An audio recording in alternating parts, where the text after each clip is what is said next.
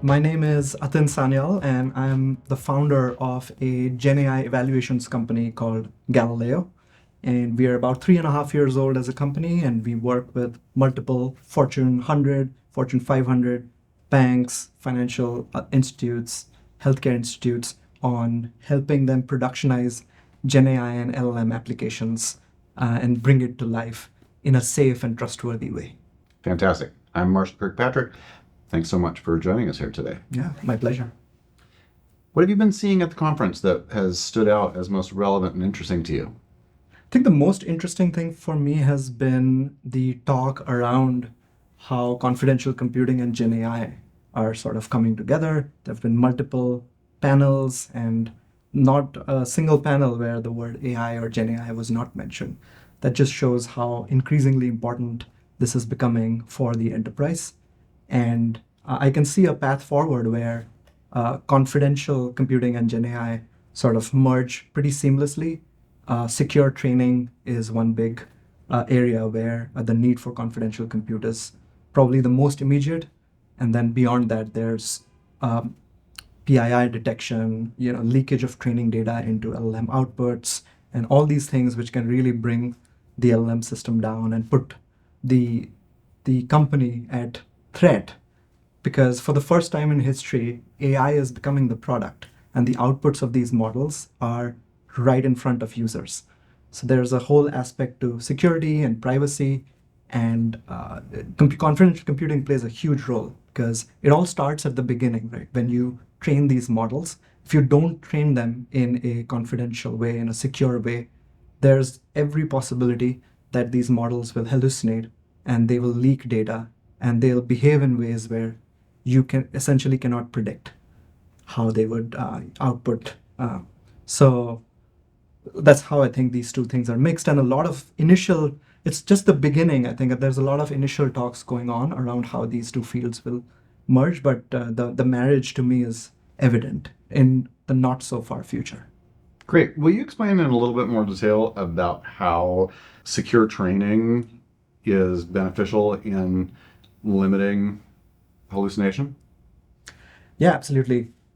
So training these foundational models is a very elaborate process. It's not just a simple gather a data set, label it, and run it through a deep neural net, and you have a trained model. There's so many steps to it, including reinforcement learning. There's a lot of human feedback that comes into the mix, and a lot of data and compute goes into training these large models. And then at downstream, people want to start essentially just querying these models and expecting it to not make a mistake because they kind of talk like humans. So there's always this I guess supposition that these models are very intelligent, and but really they're just dream machines that have been fed a lot of data. And security, while this data is fed to these models and these algorithms run to remember and memorize this data, is extremely critical. If you don't remove personally identifiable information from training data and you train these models in a haphazard way, you don't know when these models will dream those into an output. And because of the way these models are hosted and millions of people at this point are querying them, you don't know what's going on. And it's furthermore, there's no determinism. So that's why I think confidential computing becomes very important with secure training. So not just hallucinations, but hallucinations that could include PII. Absolutely. Absolutely. I think that's a very big concern that most enterprises have, is that they pretty much see these LLMs as black boxes. And new patterns of querying these LLMs have emerged, like retrieval augmented generation is one common pattern, which was actually created at Facebook in 2017, the paradigm, how we do it. But it applies very well to LLMs because you're essentially trying to curb or restrict the LLM with certain context, telling the LLM, hey, don't dream stuff up, just answer based on what I'm saying. But despite that, what we've seen as part of helping enterprises productionize safe systems in LLMs is that despite RAG being a fairly standard and robust way to query LLMs, they still hallucinate. and they still perform extremely poorly. And it goes beyond PII as well. There's copyright material, which is far more common than, say, PII. Usually enterprises think of it as like stuff that's stored, that names and of patients, etc., that belong to them. But there's copyright information, which is such a, you don't know what these LLM providers have trained their data on, and you are essentially taking that risk that, yeah, maybe it's trained on PII, maybe it's trained on copyright. You just have to trust them, and that's another problem which needs to be sort of curbed at the root. And do you have any ideas about ways that might be resolved? Yeah, I think of course, the most intuitive way to resolve them is redaction and removing this kind of data. But it's a big challenge because even the most state-of-the-art techniques of redacting PII, for example, they they struggle often with their accuracy in detecting what a date of birth is, or especially in more complicated contexts, because a date is a date, but is it a date of birth? Is it something else? It's not 100% predictable. So even the best techniques to detect PII struggle with 100% accuracy, and there's no one size fits all solution for detecting PII either. So I think that's one of the main problems where we need to constantly up the ante on the quality of PII detection models. And so I think that's been one big challenge in actually curbing this data. And on top of that, I think there's ongoing work around ways you can essentially not lose the quality of the training data or any data that's passing through these AI systems by, say, even removing PII or removing confidential information. There's a risk of losing quality, because as important as it is to remove this data, they add context to the data.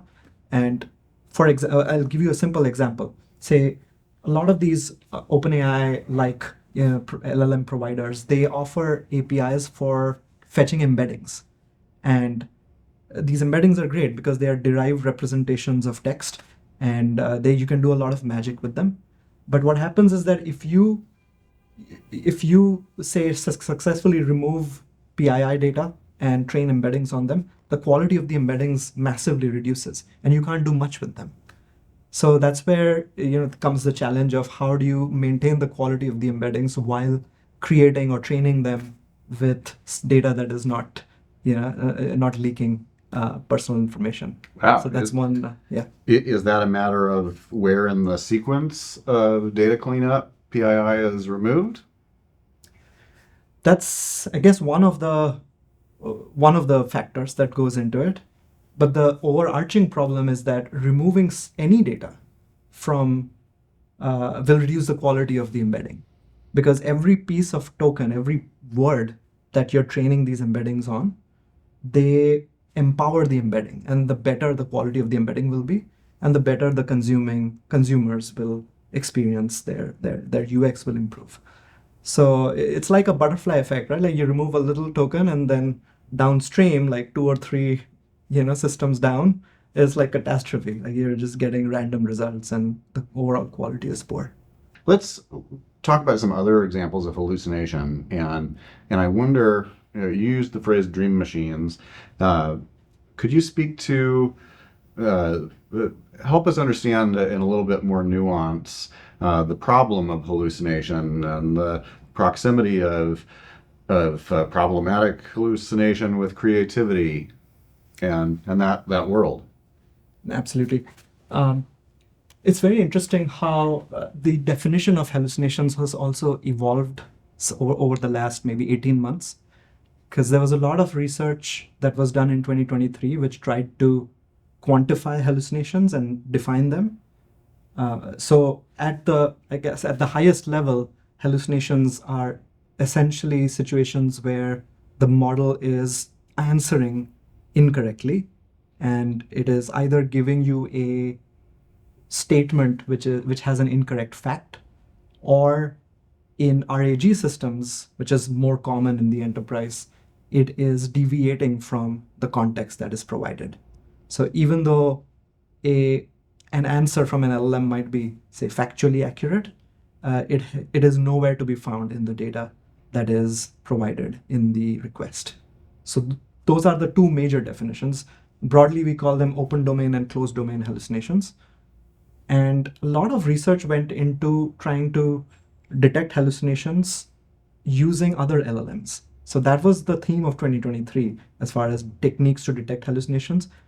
We ourselves at Galileo, we have a research lab which published a paper with the new technique to detect hallucinations called chain poll. And chain poll was essentially combining chain of thought prompting, which is a common way to get better results from LLMs, with ensembling, which is a standard way in machine learning to, there's a phenomenon in AI called boosting, where you essentially use the power of multiple models to get a better result because n is better than one. So we combined both the techniques and created this very high accuracy hallucination detection method called chain poll.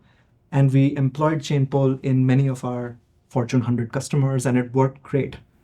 But interestingly, in 2024, the buck has sort of shifted towards trying to detect hallucinations at low cost, because as systems have moved from prototypes and hacks to real production applications, the cost of detecting hallucinations has gone up through the roof. It's in the millions of dollars at this point, especially if you're making LLM API calls. It's expensive, it is slow, and there's a certain level of accuracy that you can achieve with using more sophisticated techniques like chain poll, but it's very, very expensive.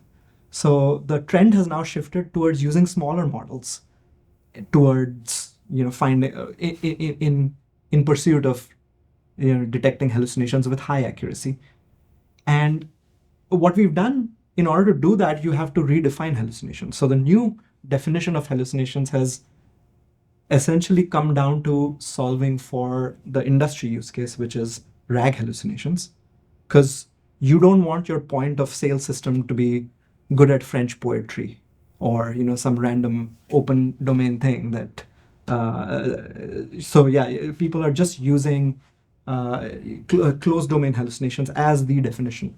And what we've seen at Galileo is you don't need LLMs to be detecting RAG hallucinations, because hallucinations has been redefined to be what's called an entailment problem.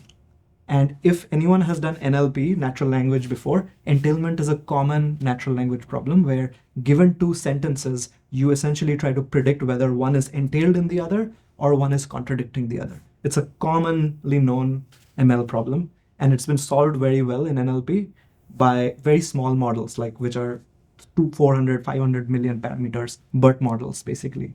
So what we've done at Galileo is we've innovated on taking these off-the-shelf lightweight BERT models, training them on certain verticals of data, and we've been able to beat chain poll's accuracy, which was the state of the art in 2023, with such a small model. So it's very fascinating how you can redefine a problem and you can solve it with a pencil, and you don't need like crazily big and sophisticated, expensive pens to solve it. Wow. Wow, that is remarkable. Yeah, and are you hosting those models, or?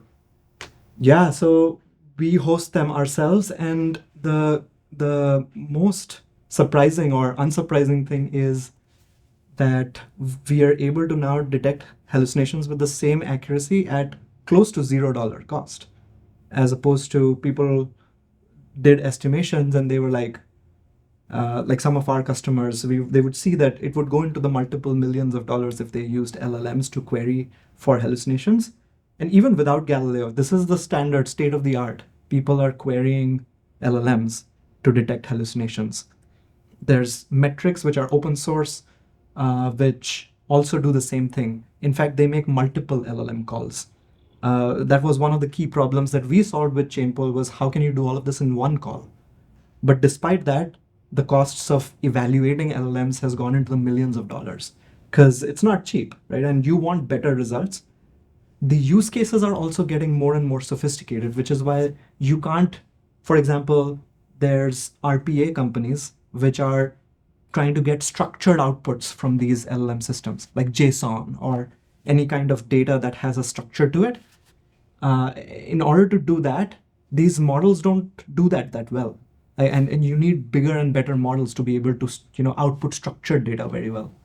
So you need better models to evaluate them as well. So the cost is just going up and up and up, the more sophisticated the LLM system's getting. So for us, it's an easy sell to say that we've reduced the definition of hallucinations to a 300 million parameter model, which can run on an L4 GPU. It will cost you maybe the price of a laptop, maybe even less. And as opposed to you having a $5 million budget for your LLM evaluations. So it's very interesting where the trend is headed. That sounds remarkable. What do you feel like is the limit to the current state of the art then? Are you able to, with these BERT models, check JSON output from an LLM for an RPA company in a cost-effective manner? If that's not the limit, what do you think is the current limit? I think the limit is still not reached. There's a certain ceiling that even with smaller models that is easily hit, and there is no one size fits all. So the trend has been that to achieve last mile accuracy, especially for more sophisticated use cases like say JSON detection or hallucination detection in JSON output, it's a mix of different factors that go into how to solve it. Number one is fine-tuning that model further on your data. So there's we offer an entailment model which detects hallucination. It's trained on certain verticals of data. That's the base model. But one good thing about these neural nets is that you can always do what's called transfer learning and quickly fine-tune it further on your data to achieve that last mile accuracy. One of our anecdotes, I'll share an anecdote from one of our customers without naming them. They were able to take their hallucination detection accuracy from about 80 to 81% with the base model that we offered to 96% when they fine-tuned it further. And you don't need crazy amounts of data for fine-tuning. That's the good news. You need maybe 500 samples of data, which someone can quickly label in an hour or two, and you get 15% extra accuracy. So that's one angle to improving getting last mile accuracy. The other angle is just simple software engineering. You can, if you've used systems like Spark before, one of the great things about Spark is that they offer these data transformation APIs, which allow you to essentially take the output and apply some kind of logic to it and transform it.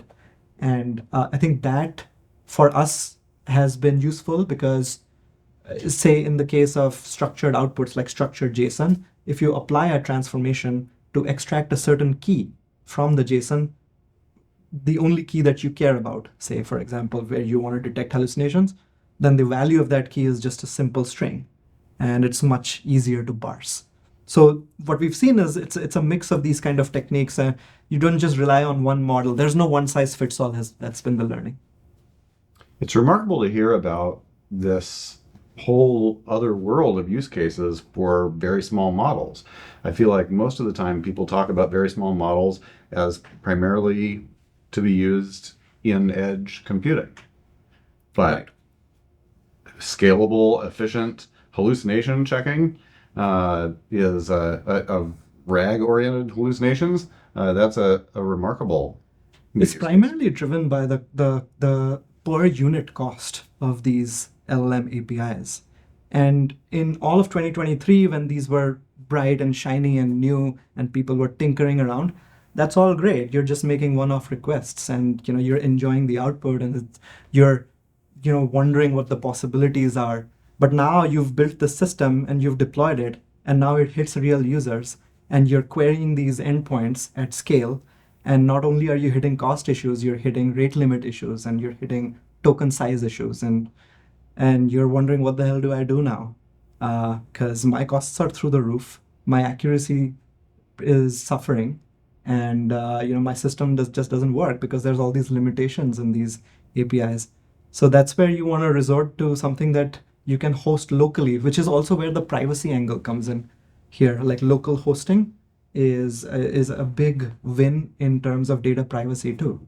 You can host this model on a small L4 GPU in the user's VPC, and no data ever leaves their enterprise, and you can refrain from calling these fancy APIs and sending all your data to them.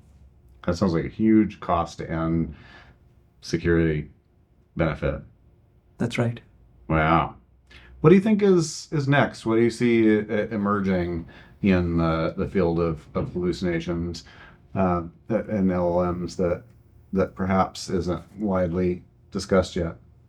Yeah, some interesting patterns I've noticed is that the fine-tuning muscle is picking up as open source models are getting better and better. I think the realization is that one size fits all does not work, and you need a myriad of a mix of open source models being fine-tuned on your data to solve a certain subset of the problem while relying on LLM APIs to solve other problems.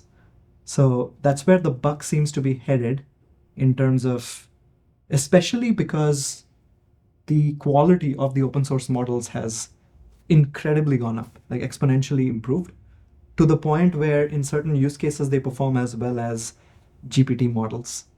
And in fact, the more recent GPT 4.0 was launched, and funny enough, they did the benchmarking on GPT-4, and it's a great model. Of course, it did very well on most benchmarks, but in one of the benchmarks known as the drop benchmark, which is the reasoning ability, which tests reasoning abilities of these LLMs, it did not do well as the Llama 670 billion. It got beat, despite being such a shape-shifting model, and we saw incredible demos where it's a multimodal model. Despite that, it was it was outwit by an open source model in at least in one of the benchmarks. So that just shows the power of the open source models. They're as good, in cases even better, and people are definitely leaning more towards that, especially because of the privacy aspect. Something hosted internally is always way more amenable to any enterprise than making these LLM calls, especially to these black boxes, which are dream machines. So that's one place where the buck is headed. The other is the evolution of RAG, which is the more interesting, sort of more near medium term trend that I'm seeing, where the traditional RAG workflow is you have a query, you get data from a vector store, augment it, and then you pass it to the LLM. People have started building more dynamic RAG systems where data that is generated in real time in production, they feed it back into the vector store as new context. So the vector store itself is sort of now dynamically evolving, and you have new data. And a lot of very interesting personalization use cases have started emerging. For example, in e-commerce, say there's an event where a person, Alice, purchases a yoga mat. Now this generates an event where the person Alice purchased a yoga mat. You create the embeddings of that on the fly, feed it back into the vector store, and the next time Alice purchases socks, you can personalize a description saying that, hey, this will go great with your yoga mat. And there's very interesting RAG use cases which are coming up. And the final one I've seen is the trend that I'm seeing going into 2025 will be the evolution of agents and agentic frameworks. And I know it's a lot of been talked about. There's a lot of challenges around the accuracy of agents, which have come up, but it is a muscle that is slowly building. It's very early days for it, but I can completely see agents helping in not just getting textual responses from these models, but actually completing real tasks. So those are the sort of three major trends that I'm seeing. Could you tell us anything about the state of hallucinations in the agentic world? Yeah, absolutely. That's something which we've been working on and thinking about more recently. Hallucinations has a definition in the agent world, because the agentic world is all about tasks and completing tasks. But again, the backbone of the agentic framework is, again, probabilistic, just like these models. So there's every probability that the task won't complete. There's every probability that a different task will be finished, which is sort of the new definition of hallucination, where the completion rate was low, or the completion accuracy was low. You asked for this is an extreme example, but you asked for the weather and you got a hamburger recommendation. But you get the point. Wow. What are companies doing to resolve that issue? So the good news is that the frameworks that allow you to do agentic completions, they're still very new and they don't work nearly as well. The accuracy rates of these agents are very low, and they're good at simple tasks, which is why I kind of see it as the agentic world is still in the same prototypical sort of hacker phase where these LLMs were maybe a year or so ago. So next time, say we have this conversation in May of 2025 or June of 2025, I think it'll be a very different conversation where we'll probably see more common patterns emerge in agentic workflows. These orchestration frameworks like Llama Index or a LangChain, or which already offer certain elements of agents out of the box, they would have grown quite a bit to offer all kinds of task completion APIs, and just the general accuracy of these models which are backing these tools and these agents, they will improve in the coming year.